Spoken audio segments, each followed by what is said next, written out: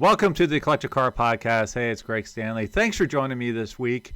It's been a tough 10 days or so. Unfortunately, my dad passed away slightly unexpected. I mean, the guy was 84 years old, but if you've followed me on Instagram or Facebook, you'll know that I like to take him traveling with me when I could, and including some cool car places. And yeah, I know a lot of you have seen him in person, so that's a big gap in my life. Obviously, I know a lot of you have gone through that as well.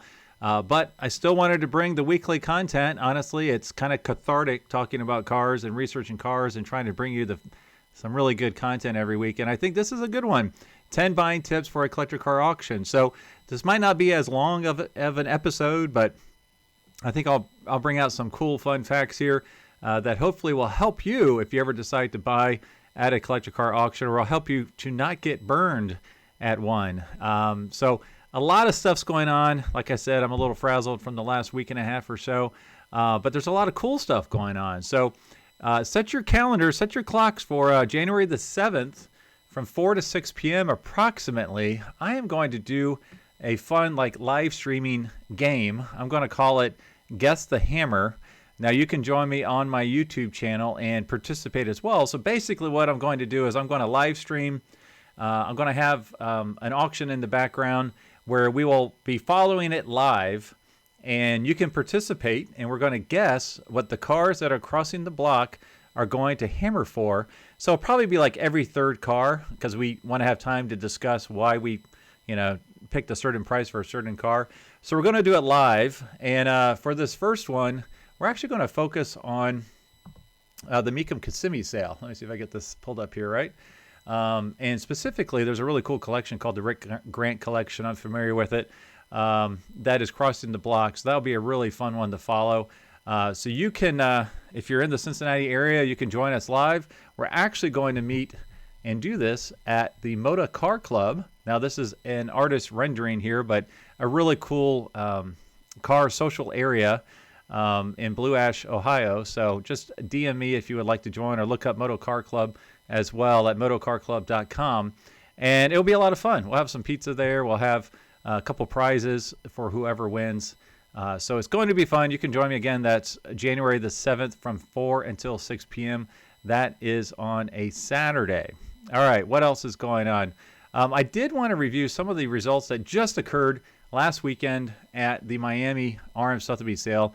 I always like to find some of those nuggets, some potential market trends that we can glean. One cool thing is previous Collector Car Podcast guest, Johnny Lieberman, he was actually the MC. So he was doing the descriptions of the cars that were crossing the block. Really nice guy. I was not there in person, but I shot him a congratulatory text because I thought he did a nice job. So interesting stuff that happened. I'm going to keep this fairly brief, but I did want to call out some automobilia. So again, this is from the RM Sotheby's auction in Miami, South Beach. A couple automobilia that really shocked me. There's this really cool Ferrari V12 engine table. Now the estimate was $30,000 to $60,000, which to me sounds expensive, obviously. But what's shocking is it sold for $246,000. Absolutely nuts. I don't know what happened there, but that was kind of crazy for sure. Oh, I just noticed my webcam is a little high. Got to make a slight adjustment here. There we go. All right. The next thing is, again, another Ferrari engine, but this one is an actual Ferrari engine from an Enzo. It's still in the crate, and this one, the estimate was $200,000 to $300,000, and it sold for $450,000. So there must be an Enzo out there that desperately needs. There must be two engines or Enzos out there that desperately need this one engine, which is why it probably sold for so much. All right, there were some bargains actually at this sale. Not many. It was a 98% sell-through rate. I believe there were 50 cars and only one of them did not sell.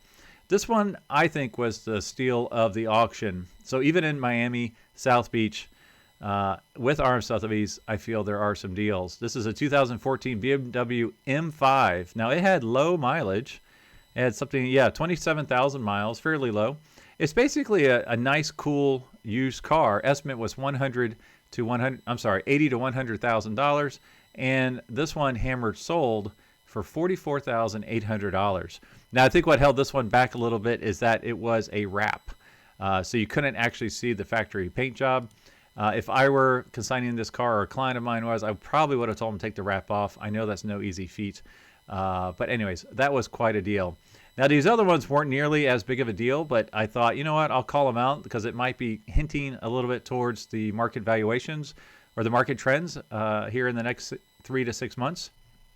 This 1986 Lamborghini Countach LP 5000 estimate was $600,000 to $700,000, and it sold for $555,000. Now, that does include the buyer's premium.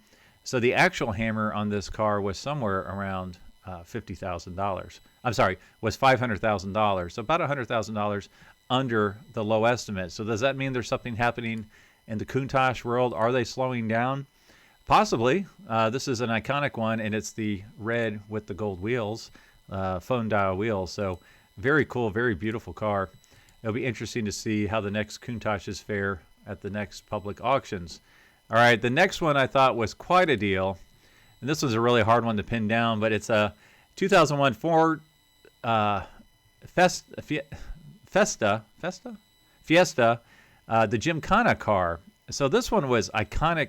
It's driven by Ken Block in Gymkhana 3. Now, the estimate was $300,000 to $350,000. Well, how do you put a price on this? It's really, really hard. I think it's the first Gymkhana car to come to public auction. And I think it flew under the radar somewhat. It hammered for $252,000. You know what? It's probably going to be looked back on as a screaming deal because they're still doing these Gymkhana Monster Energy viral events. And I think, maybe even as short as 3 or 4 years from now, this will seem like a super good deal. All right, let me talk about some of the cars that sold high. Interesting trend here. I picked up 3 interesting trends here. One of them goes very much against what I just said about Lamborghinis. So we had this Lamborghini LM002. LM stands for Lamborghini Military. And I just, if you listen to my previous podcast about the auction, you'll know that I'm a big fan of these. Front engine, V12, manual. They only made approximately 300 of them. I just think they're super cool. Well, the estimate on this one was $200,000 to $250,000, and it hammered for $386,000. It's probably because this is quite a stellar example here, just menacing and gorgeous at the same time. I'm not quite sure how they did it. So that was interesting. It didn't double the low estimate, but it sold very, very strong. All right, the next 3, now here's a trend if there ever was one, are all 1980s Mercedes 500 series cars that really perform. So there's your next generation.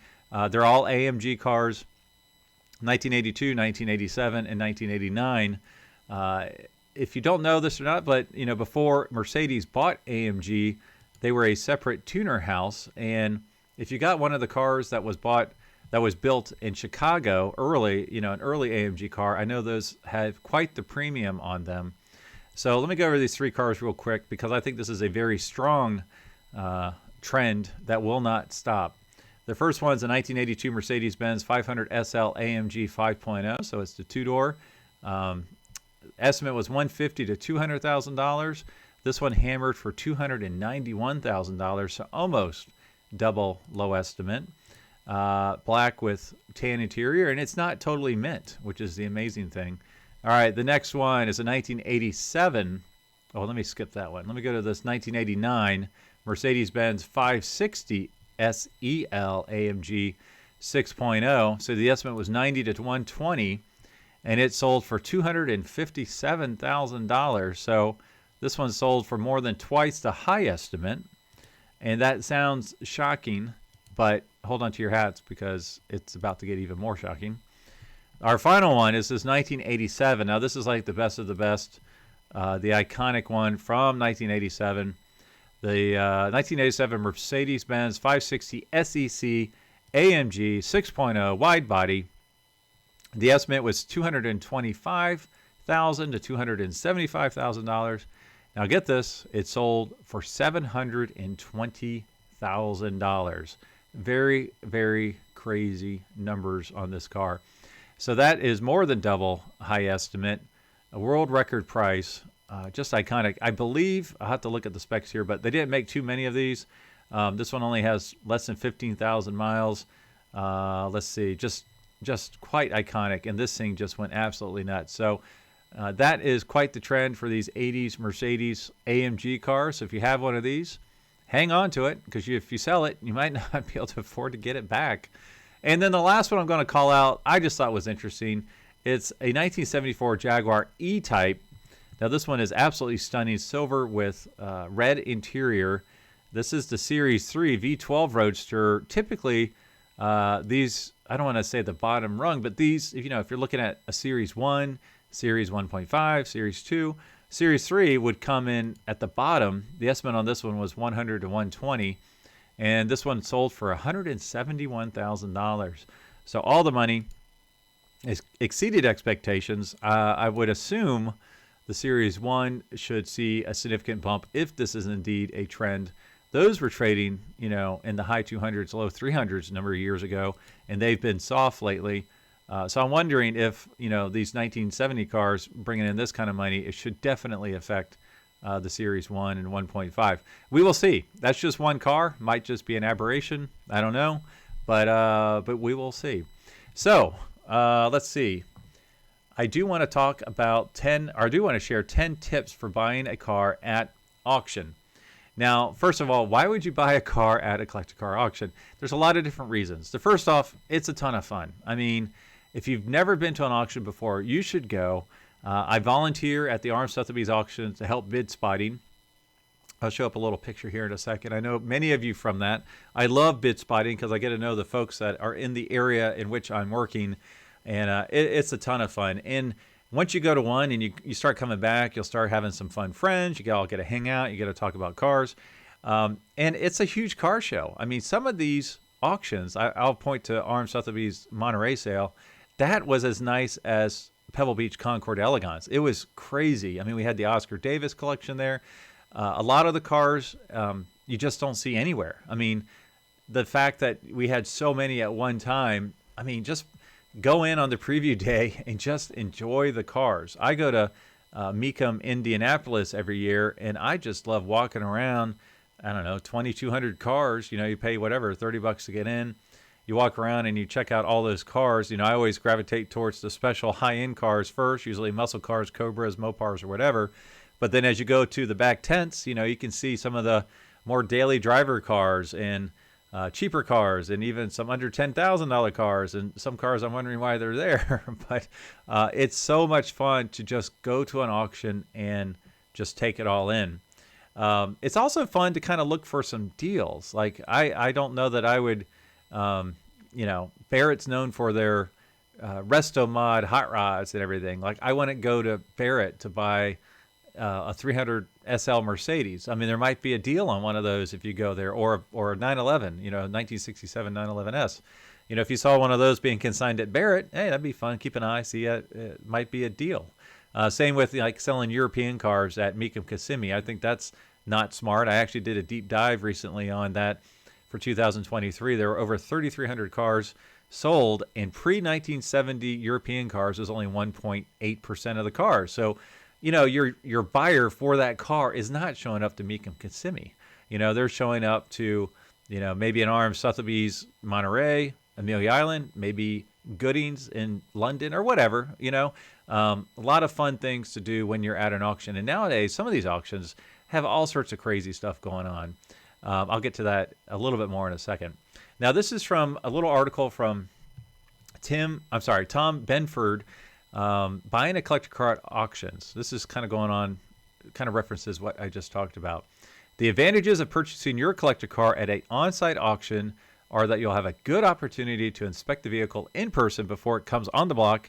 There will be a lengthy description of the vehicle and its features and options, and the auction company will have done some due diligence to make sure the car's credentials, the VIN number, matching title, all that, are in order. In the event of some misrepresentation, the auction company may also intervene and solve such problems if they're reported by the buyer within 24 hours of the sale. Other advantages of on-site auctions are that they may, but not always, have services available. So that's like financing, insurance, shipping, all that kind of stuff. So a lot of other things you can do. Kicking the tires at an auction is something that is very wise to do. All right, let me get into your 10 tips here. So the first tip for buying at an auction is go to 1, 2, 3, 4, 5 of these auctions in person before you actually go to one to actively bid.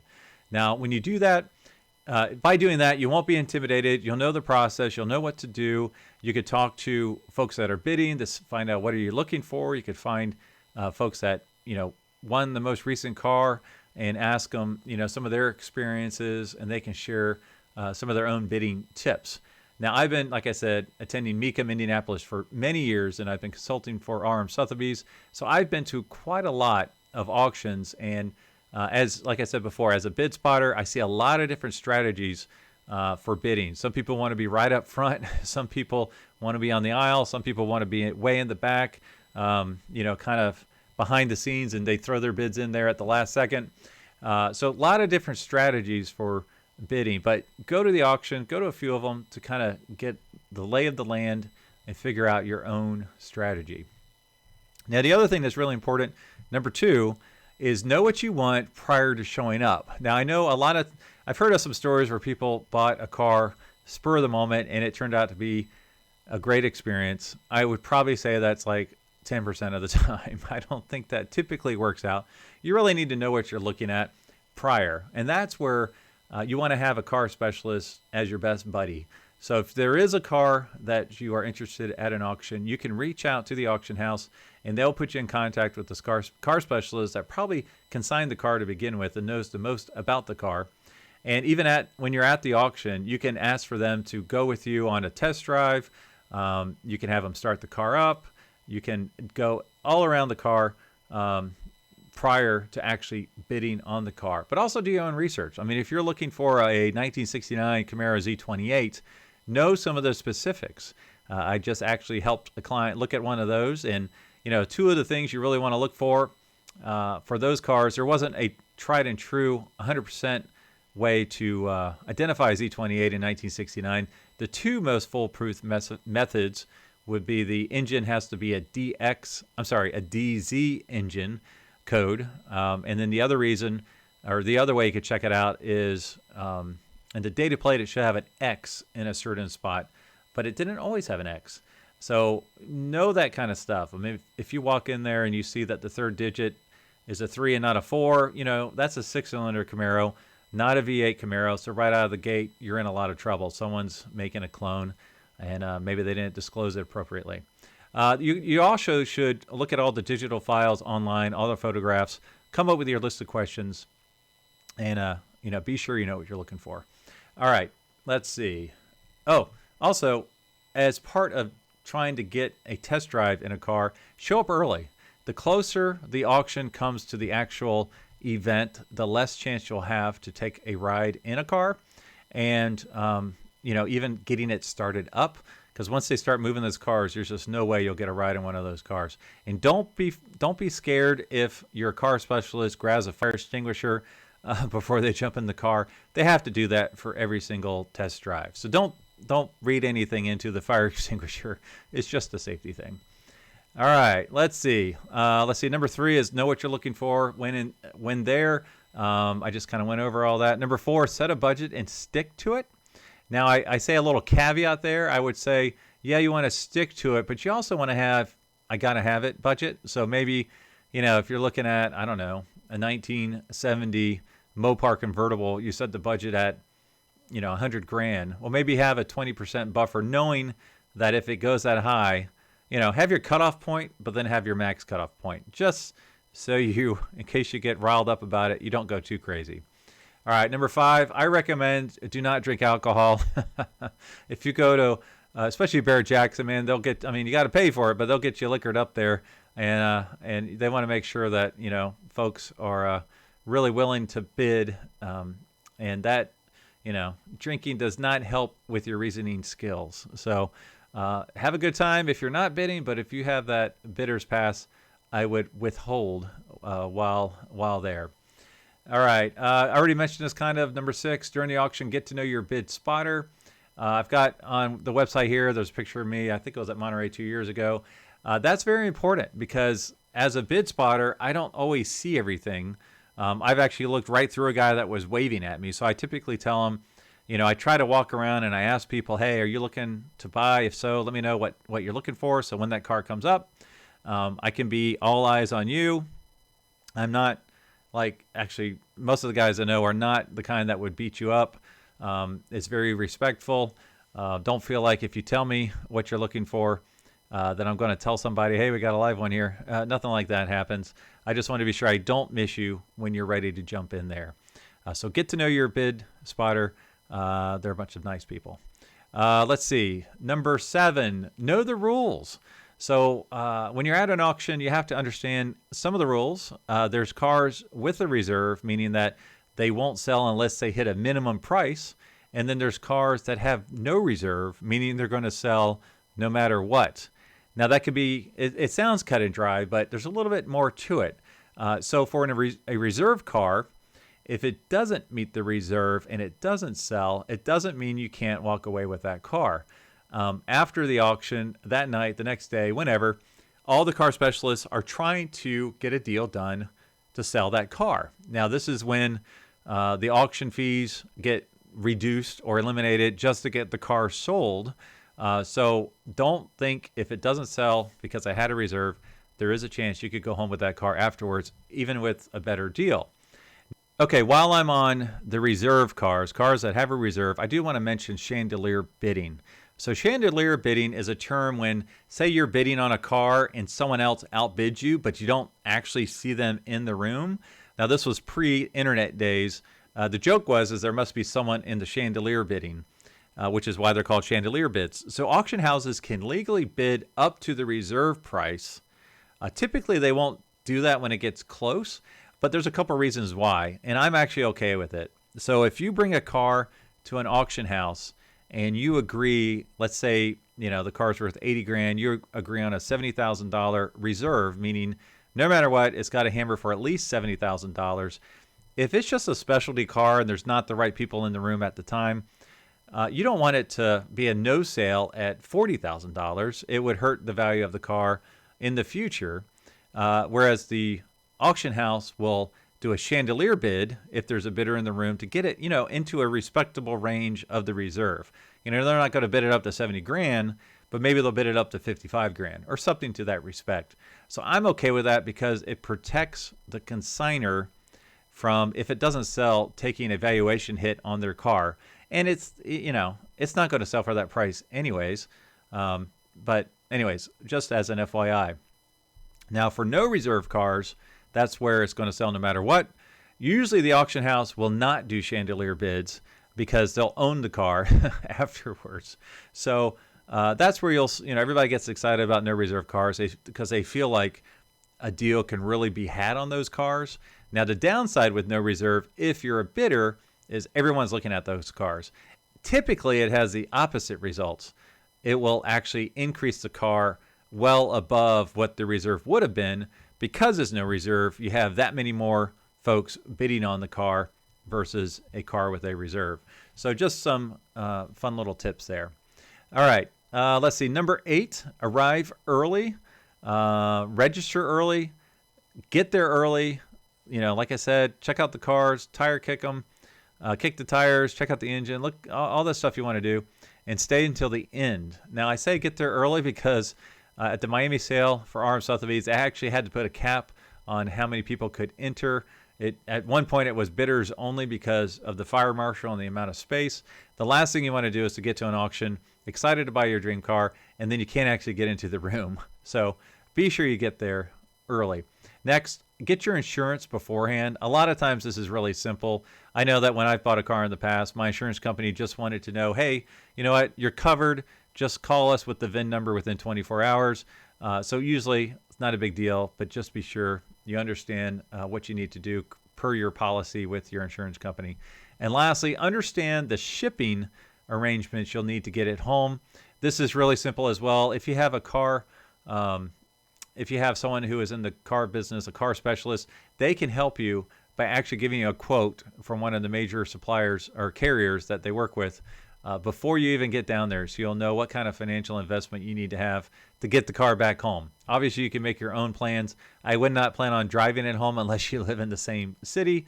If you want to bring a truck and a trailer down, that's probably the cheapest way and makes the most sense.